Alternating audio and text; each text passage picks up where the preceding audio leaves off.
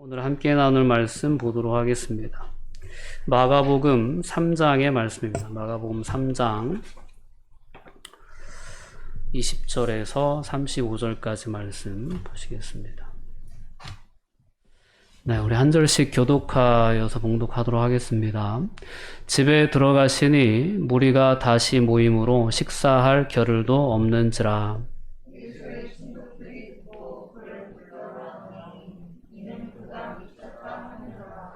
예루살렘에서 내려온 서기관들은 그가 바알세불이 집혔다 하며 또 귀신의 왕을 힘입어 귀신을 쫓아낸다 하니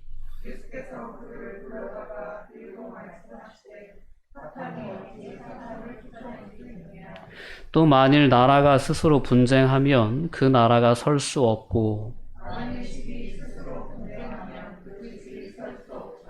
만일 사탄이 자기를 거슬러 일어나 분쟁하면 설 수 없고 망하느니라.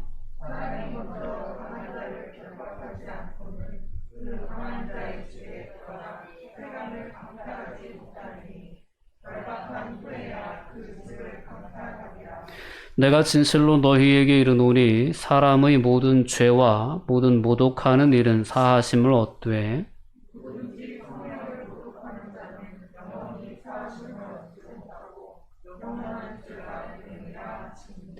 이는 그들이 말하기를 더러운 귀신이 들렸다 하미러라.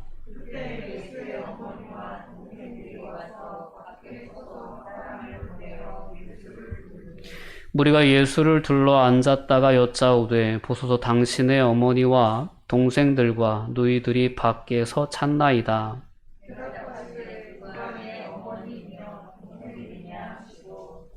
둘러앉은 자들을 보시며 이르시되 내 어머니와 내 동생들을 보라. 누구든지 하나님의 뜻대로 행하는 자가 내 형제요 자매요 어머니이니라. 아멘. 네, 오늘 본문의 말씀을 통해서 그리스도인이 성령의 사람이라는 사실을 우리가 다시금 새롭게 깨닫고 우리의 모든 삶의 현장에서 저와 여러분이 성령의 사람으로서 서갈 수 있는 그런 은혜로까지 이어질 수 있었으면 좋겠습니다. 오늘 본문의 말씀을 통해서 보면 예수님의 청중들로 등장하는 무리들도 있고 또 예수님의 가족들, 친척들도 등장하고요.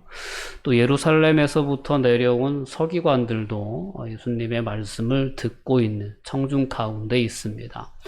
이 세 부류들의 반응이 각각 다른데요.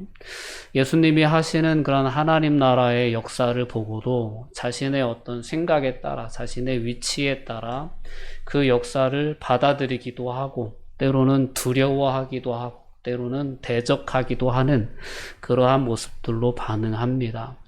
근데 오늘 예수 그리스도 안에서 일어났던 그 일이 바로 성령의 역사였고, 그 성령의 역사는 오늘 이 시대를 살아가는 그리스도인들 안에 지속되고 있다는 사실을 우리가 오늘 말씀을 통해서 함께 살펴볼 수 있었으면 좋겠습니다.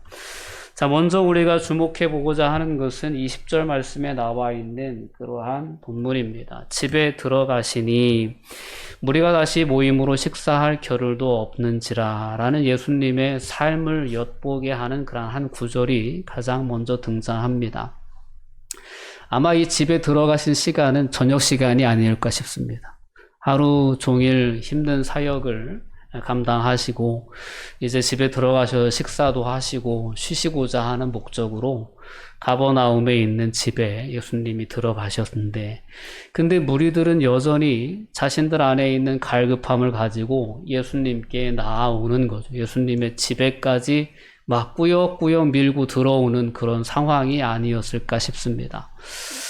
인간적인 생각이 앞선다면 예수님 잠깐 그들을 물리시고 식사를 하시는 것이 맞을 것 같은데, 오늘 본문의 표현에 의하면 식사할 겨를도 없었다라고 말씀합니다.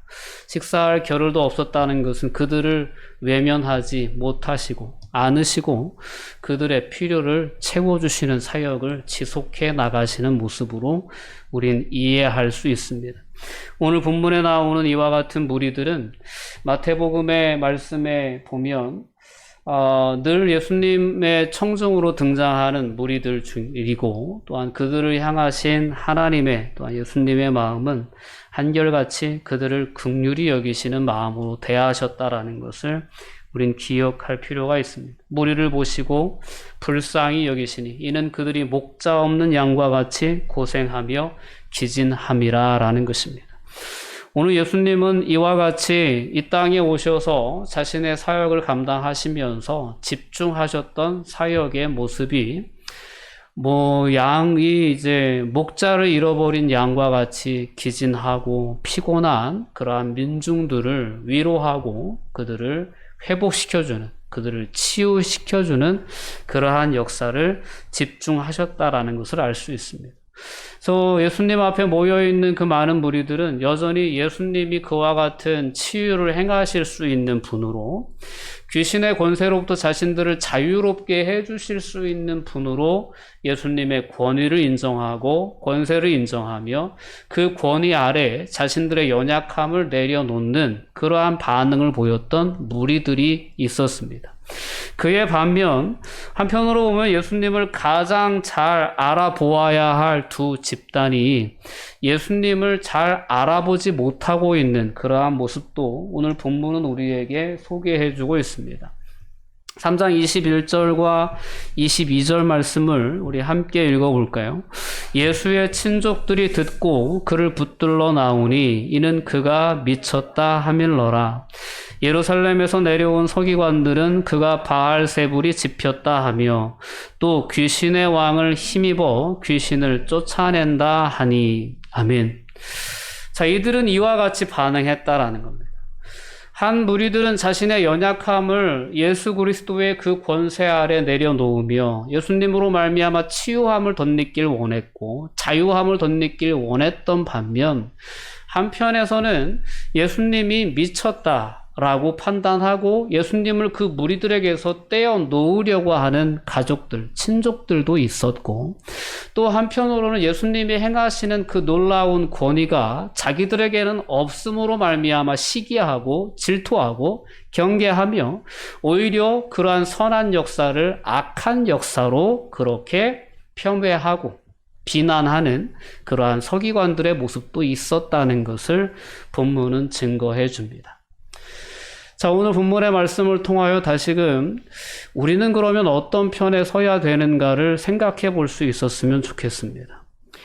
오늘 성령님의 역사가 예수 그리스도를 통하여 증거되어지고 현실이 되었을 때 많은 사람들이, 다양한 무리들이 보인 반응은 이와 같았습니다.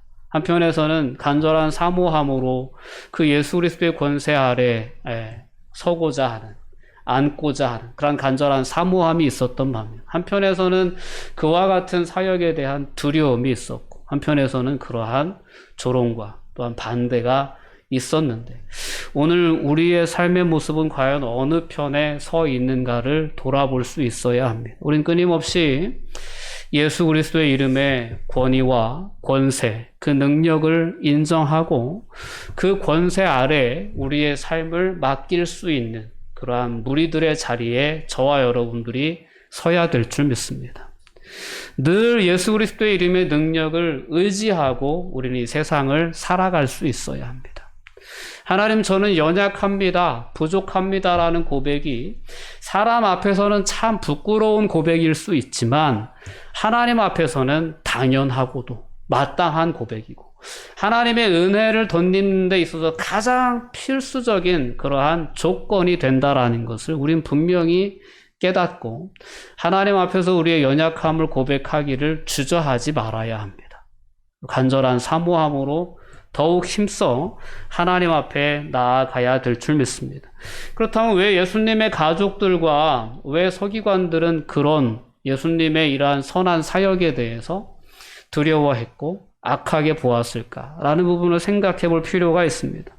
예수님의 가족들의 입장에서 먼저 생각해 봤으면 좋겠습니다. 예수님의 사역은 당시에 상당히 충격적인 사역이었습니다.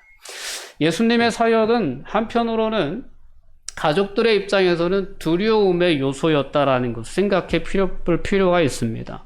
예수님은 당시의 종교 기득권들, 유대 사회의 어떤 최고 통치자들이 종교 지도자들이었죠. 그들이 가지고 있는 권위에 대해서 정면으로 도전했던 사역이 예수님의 사역이었다는 것을 우리가 생각해 볼 필요가 있어요. 그래서 예수님의 가족들이 느끼는 위협은 뭐냐면, 야, 남들처럼 평범하게 우리에게 주어진 가업을 이어가고 그냥 세상 사람들이 살아가는 것처럼 그렇게 평범하게 부딪힘 없이 괜히 사회에 공통의 적을 만들지 말고 그냥 평안하게 살아가는 것이 우리 가정을 위하는 것이고 우리의 가문을 위하는 것이다 라는 것이 이 가족들이 가지고 있었던, 친족들이 가지고 있었던 그러한 가치가 아니었을까 생각해 봅니다. 근데 우리가 삶을 살아가면서도 우리 안에도 그러한 어떤 보수적인 생각들이 상당히 우리의 삶을 가로막을 때가 있다라는 것을 우리는 깨달을 수 있습니다.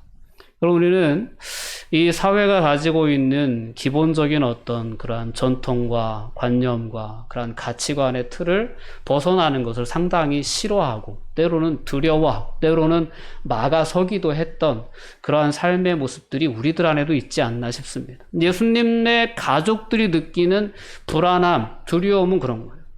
우리가 가끔 영화나 드라마에서도 보면 상식을 벗어나 어떤 비범한 결정을 내리는 사람들에게 주변 사람들이 너 미쳤냐? 제정신이냐? 막 이렇게 묻는 그런 어떤 표현들을 듣곤 하지 않습니까? 예수님의 어떤 그러한 놀라운 사역들, 예수님을 따르는 많은 무리들, 그리고 예수님의 가르침이 정면으로 도전하고 있는 당시의 기득권층들에 대한 그러한 교훈들이 예수님을 가족으로 둔 사람들에게 있어서는 상당히 불편함일 수 있었겠다라는 생각을 우리는 해볼 필요가 있습니다. 그래서 무조건 예수님의 가족들에 대해서 믿음이 없다. 그들은 예수님의 어떤 그러한 믿지 않는다. 그렇게 우리가 정죄할 수 있는 그런 입장은 아니지 않을까 생각해 봅니다. 한편으로 생각해 보면 오늘 우리가 그리스도인으로서 세상을 살아가는데 그리스도인을 향한 하나님의 부르심은 예수님 안에 역사하셨던 성령의 역사가 오늘 우리 안에 있고 성령의 역사가 오늘 그리스도인들을 통하여 이루어져야 되는 것이 마땅한 하나님의 뜻인데 이런 하나님의 뜻을 가로막는 가장 결정적인 원인도 이런 어떤 가정의 평안, 때로는 가문의 어떤 그러한 뜻, 가문의 어떤 영광, 이런 것들이 하나님의 뜻대로 서지 못하게 가로막는 걸림돌들이 될 수 있구나라는 것도 우리가 더불어 생각해 볼 필요가 있습니다. 하나님은 그런 우리들에게 가족이라는 그러한 개념을 새롭게 이해할 수 있도록 예수님을 통해서 가르침을 주십니다. 오늘 말씀을 통해 우리는 다시 한번 우리가 하나님의 뜻을 행함으로 예수 그리스도의 형제요, 자매요, 어머니, 즉 가족이 될 수 있는 놀라운 복음의 어떤 수혜자라는 사실을 다시 한번 깨닫고 감사를 드릴 수 있는 은혜가 있었으면 좋겠습니다. 자, 이런 어떤 가족들은 그렇고요. 또한 서기관들의 입장에서 우리가 생각해 보면 서기관들은 오늘 상당히 심한 표현을 예수님의 사역에 대해서 했습니다. 오늘 22절 말씀에 보면 서기관들은 그가 바알세불이 집혔다 하며 귀신의 왕을 힘입어 귀신을 쫓아낸다라고까지 예수님의 선한 사역을 폄훼했습니다. 왜 이랬을까라는 거예요. 서기관들 역시 당시에 유대 사회의 가장 높은 계층이었습니다. 지도계층, 종교인들이, 사내들인 공회를 구성하고 있는 그러한 핵심 일원들이었죠. 그들의 입장에서 보는 예수님의 사역은 상당히 도전적인 사역이고 자신들의 권위가 상당히 위협받는 그러한 상황이었습니다.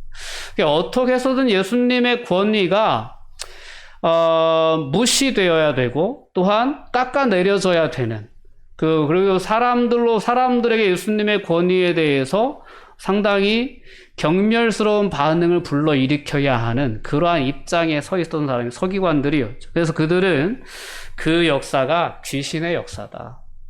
쇼하는 거다. 귀신의 능력을 힘입어서 마치 귀신을 쫓아내는 것처럼 사탄이 미혹시키는 역사다. 라고 예수님의 그 선한 역사에 대해서 오히려 모독스러운 그러한 반응을 보였던 것이죠.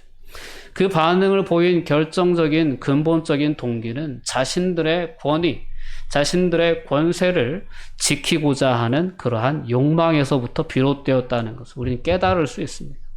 자, 이렇게 하나님의 선한 역사를 그 선한 역사 그대로 바라보지 못하고 받아들이지 못하게 하는 그러한 사회적인 어떤 통념들과 또한 자신들의 기득권을 지키려고자 하는 그러한 개인적인 이기주의가 예수님의 말만 그러한 성령의 사역, 놀라운 그러한 생명의 역사를 이렇게 곡해하게 만드는 원인이 되었다라는 것을 우린 말씀을 통해 깨달을 수 있습니다. 이러한 자들을 향해서 예수님이 비유적인 말씀을 해주신 거예요. 이 비유의 목적은 일단 그들에게 깨우침을 주시기 위함입니다. 그들이 깨닫고 그들의 잘못된 어떤 그러한 판단으로부터 돌이키기를 원하시는 마음으로 이 비유를 전해 주셨으리라 저는 생각해 볼 수 있습니다. 오늘 말씀을 보면 예수께서 그들을 불러다가 비유로 말씀하시되 사탄이 어찌 사탄을 쫓아낼 수 있겠느냐라고 말씀합니다. 만일 나라가 스스로 분쟁하면 그 나라가 설 수 없고 만일 집이 스스로 분쟁하면 그 집은 설 수 없다. 만일 사탄이 자기를 거슬러 일어나 분쟁하면 설 수 없고 망할 수밖에 없다. 너무나도 당연한 거죠. 예수님은 서로 분쟁하는 나라와 가정에 대한 비유를 통해서 적대자들의 생각이 자기 모순적인 것임에 대해서 분명히 밝혀주십니다. 야, 너희가 얘기하는 건 정말 모순적인 이야기다. 어떻게 분쟁하면서 설 수 있느냐? 사탄이 어떻게 사탄을 대적할 수 있느냐? 라고 말씀하시면서 자신의 사역의 본질에 대해서 예수님은 그들에게 분명하게 말씀하십니다. 그 사역의 본질을 우린 27절의 말씀을 통해서 깨달을 수 있습니다. 우리 함께 읽어볼게요. 사람이 먼저 강한 자를 결박하지 않고는 그 강한 자의 집에 들어가 세간을 강탈하지 못하리니 결박한 후에야 그 집을 강탈하리라. 아멘. 예수님이 지금 하시는 사역이 어떤 성격의 사역인지를 예수님은 오늘 27절의 말씀을 통해서 분명히 말씀하십니다. 사탄의 나라에 대한 예수님의 사역은 어떤 세계의 내적인 갈등이나 반란이 아니고 사탄의 나라에 대한 예수님의 사역은 근본적으로 사탄의 나라를 공격하는 사역이다. 즉 하나님 나라의 싸움을 예수님이 싸우고 계신 것이다. 사단의 권세 아래 종로로 타는 영혼들을 그들을 건져내고 그들을 억압하는 사단의 권세 아래에서 그들을 자유케 하시려고 하시는 것이 예수님의 사역의 본질이라는 것을 예수님은 분명히 말씀해 주시는 것입니다. 야, 강한 자를 결박하지 않고는 그 강한 자의 집에 들어가 세간을 강탈할 수 없다. 결박한 후에야 그 집을 강탈할 수 있다라는 그 아주 강한 표현을 통해서 내가 지금 싸우는 것은 사단의 권세와 싸우는 것이다. 사단의 집과 싸우는 것, 사단의 나라와 싸우는 것이다. 내가 지금 싸우는 것은 하나님 나라의 싸움이다. 하나님이 나를 보내사 포로된 자에게 자유를, 눈먼 자에게 다시 보게 함을, 가난한 자에게 복음을 전하게 하기 위해서 나를 보내셨다.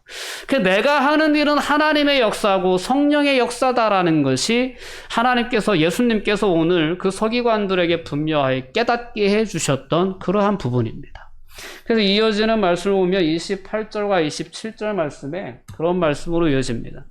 내가 진실로 너에게 이르노니 사람의 모든 죄와 모든 모독하는 일은 사하심을 얻을 수 있다.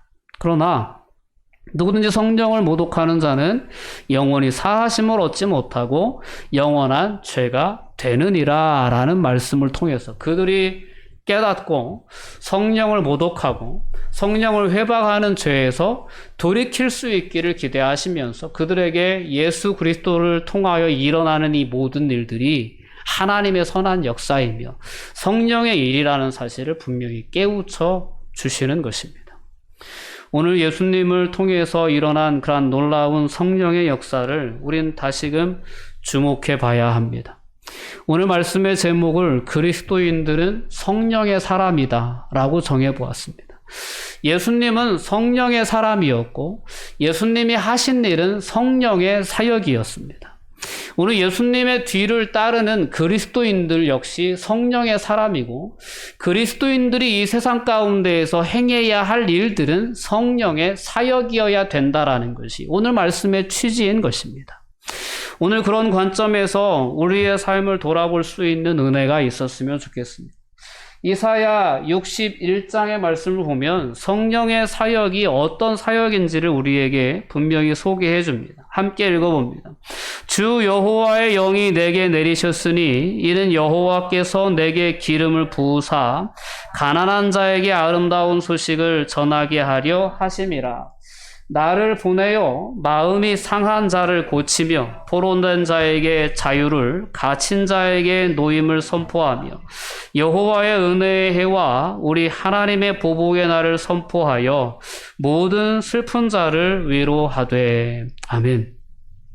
성령이 오셔서 하시는 사역이 예수님이 하시는 사역이었다는 사실을 우리는 오늘 말씀을 통해 분명히 깨달을 수 있습니다. 근데 성령의 사역에 대해서 종교 지도자들은 마귀의 힘을 힘입어서 저런다 라고 그렇게 조롱하고 비난했던 것입니다. 폄훼했던 것이죠.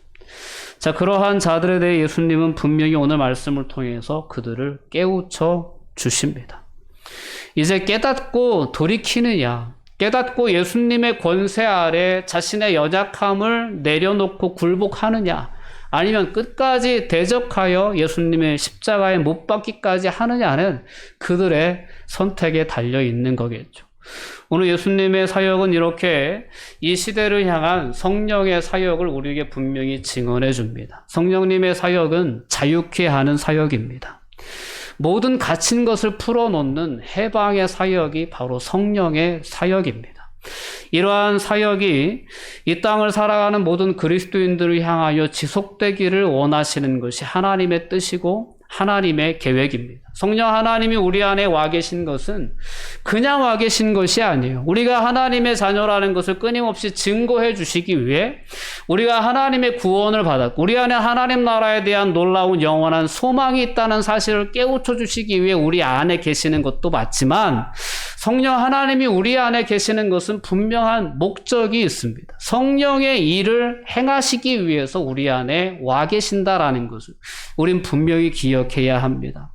성령 하나님께서 끊임없이 우리에게 감동 주십니다. 그래서 우리가 하나님의 자녀라는 사실을 깨우쳐 주시고 하나님이 우리와 함께 하신다는 사실을 깨우쳐 주셔서 우리로 하여금 세상을 담대하게 살아갈 수 있도록 분명 우리를 붙잡아 주십니다. 근데 거기서만 그치는 것이 아니라는 것입니다. 오늘 예수 그리스도 안에서 일어났던 하나님의 놀라운 그 선한 일들이 이 시대를 살아가는 그리스도인들을 향하여 일어나기를 하나님은 여전히 기대하고 계신다라는 것입니다.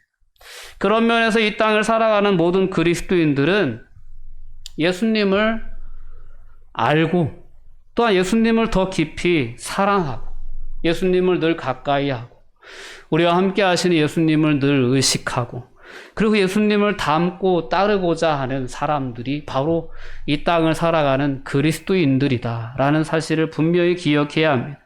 예수님이 오늘 본문 말씀을 통해 분명히 말씀하셨던 것처럼 내가 하는 싸움은 사단의 권세와 싸우는 것이다. 사단의 권세 아래 매여 있는 영혼들을 건져내기 위해서 먼저 그의 권세를 결박하는 일이 내가 하는 싸움이다라고 말씀하셨던 것처럼 오늘 이 땅을 살아가는 그리스도인들은 지속적으로 사단의 권세와 맞서 싸우는 영적인 전쟁을 수행해 나가는 그러한 성령의 사람이라는 것을 분명히 기억해야 합니다. 여러분, 영적 전쟁을 수행하는 것 결코 쉬운 일이 아니고 만만한 일도 아닙니다. 결코 우리의 능력만으로 할 수 있는 일도 아닙니다. 우리 안에 성령 하나님이 와 계신 것은 그 싸움이 가능할 수 있도록 우리를 도우시기 위해 우리 안에 와 계시다는 것을 분명히 기억해야 합니다. 그러므로 우리는 내가 성령의 사람이라는 것을 기억하고 내 안에 성령의 능력이 있다는 것을 믿고 신뢰하며 담대함을 가지고 오늘도 하나님의 선한 역사를 악하게 비방하고 악하게 그렇게 표현하는 세상의 역사에 대해서 사단의 역사에 대해서 끊임없이 영적인 전쟁을 수행해 나가야 할 그러한 전사들이다 라는 것을 스스로 늘 인식하며 세상을 살아갈 수 있어야 합니다. 그리스도인은 성령의 사람입니다. 오늘 예수님께서 성령의 사람으로서 사단의 권세와 사단의 나라와 강력한 권세를 가지고 싸우셨던 것처럼 우리 안에 계신 성령의 능력을 힘입어 우리는 이 땅 가운데 그런 영적인 전쟁을 수행하며 여전히 사단의 권세 아래에서 눌려있고 정말 괴로워하고 힘겨워하는 그러한 영혼들을 구원해내는 일을 위해서 우리는 아름다운 복음의 소식을 가지고 세상을 향하여 나아가야 할 그리스도인들이다라는 것을 분명히 오늘 말씀을 통해 깨달을 수 있었으면 좋겠습니다. 그렇기 때문에 그리스도인은 하나님과 예수 그리스도와 성령이 원하고 명령하시는 것을 따르는 사람이 곧 그리스도인입니다. 하나님이 좋아하지 않고 싫어하시는 것을 사랑하고 추구하는 자는 아무리 그가 목사라고 해도 때로는 교회의 중직이라고 해도 그리스도인은 아니다라는 것입니다. 그리스도인은 철저하게 하나님이 기뻐하시고 좋아하시는 하나님이 뜻하시는 것, 성령님이 원하시는 것을 명령하시는 것을 따르는 사람이 그리스도인이다라는 것입니다. 오늘 성령 하나님은 당신의 일을 행하시기 위해서 우리 각 사람 안에 와 계십니다. 성령의 일은 이렇게 이사야 61장의 말씀처럼 위로하고 상한 자를 고치고 갇힌 자를 돌아보고 슬픔 당한 자를 돌아보는 그러한 일들로 지금 이 땅 가운데 계속 되어져야 합니다. 여러분들에게 주어진 삶을 살아가면서 이러한 성령의 일을 감당해 나가는 성령의 사람들이 되셨으면 좋겠습니다. 여러분들을 통해서 여러분들의 주변에 있는 누군가가 진정한 위로를 경험하고 진정한 회복을 경험하게 되고 악한 길에 들어서려고 하는 순간 여러분들을 통해서 그 길에서 돌이키게 되는 그러한 역사들이 지속되어져 나가기를 하나님은 기대하십니다. 여러분, 힘겨운 삶을 살아가는 자들에게 여러분들이 가지고 있는 그 위로와 기쁨과 그 평안을 증거해 줄 수 있는 그러한 성령의 사람으로 우린 이 땅에 서야 될 줄 믿습니다. 많은 사람들이 진리를 알지 못하기 때문에 정말 하나님을 알지 못하기 때문에 헛된 세상의 가치에 매여서 자신의 삶을 상당히 비관적으로 살아갑니다. 세상에 재물이 부족하다는 이유로 질병이 있다는 이유로 아무 어떤 하나님의 은혜를 누리지 못하고 깊은 좌절과 절망감 가운데 살아가는 사람들이 여전히 우리의 주변에 많이 있다는 겁니다. 예수님 당시에 가난한 자들이 예수님 당시에 병든 자들이 그런 취급을 받았어요. 죄인 취급받았어요. 아무런 가치 없는 존재로 취급받았어요. 근데 예수님이 하신 성령의 일은 그들을 찾아가신 거고 그들의 친구가 되어주신 거고 그들의 상처 입은 심령을 회복시켜 주셔 자존감을 회복시켜 주신 것이고 그들이 삶의 기쁨을 회복하게 된 것이거든요. 오늘 이 시대 가운데도 여전히 세상의 가치관에 근거해서 상당히 눌려있는 사람들, 상대적인 어떤 박탈감을 가지고 살아가는 사람들, 이 세상에 있거든요. 그들에게 우리는 분명히 증거해 줄 수 있어요. 이 세상이 전부가 아니다 라는 얘기를 해줄 수 있어야 합니다. 하나님이 우리의 생명의 주관자시고 하나님은 우리에게 너무나도 좋은 영광스러운 하나님의 나라를 예비해 놓고 우리를 기다려 주시는 분이시다라는 것을 분명히 얘기해 줄 수 있어야 합니다. 이 세상의 소요로 인해서 세상에서 우리가 감당하는 아픔으로 인해서 깊은 절망에 사로잡혀 살아가는 자들이 이 세상이 아닌 하나님의 나라로 인하여 소망을 바라볼 수 있게 해주고 이 세상의 어떤 그러한 가치가 아닌 하나님의 나라에 대한 그러한 가치로 인하여서 자족해할 수 있는, 기뻐할 수 있는 그러한 삶의 자리로 그들을 이끌 수 있는 유일한 통로가 이 땅의 모든 그리스도인들이라는 것입니다. 오늘 그와 같은 놀라운 성령의 역사, 여전히 갇혀있고 눌려있는 이 땅의 많은 문 영혼들을 하나님을 알지 못하고 하나님의 나라가 있음을 알지 못해서 이 세상이 전부인 것처럼 생각해서 세상에서 누리지 못하는 것들로 인하여 깊은 그러한 어떤 상실감에 빠져있는 사람들에게 결코 이 세상이 전부가 아니다. 하나님의 나라가 있다라는 걸 소개시켜 줄 수 있는 사람은 저와 여러분들이고 그러한 일들, 이 땅의 아름다운 소식을 전하는 자들이 성령의 사람들이 바로 그러한 사람들이다라는 것을 오늘 말씀을 통해 분명히 깨달을 수 있어야 합니다. 마태복음 25장 30절 이하에 보면 그 마지막 심판의 장면을 비유적으로 예수님께서 깨닫게 하신 말씀이 있어요. 양과 염소의 비유죠.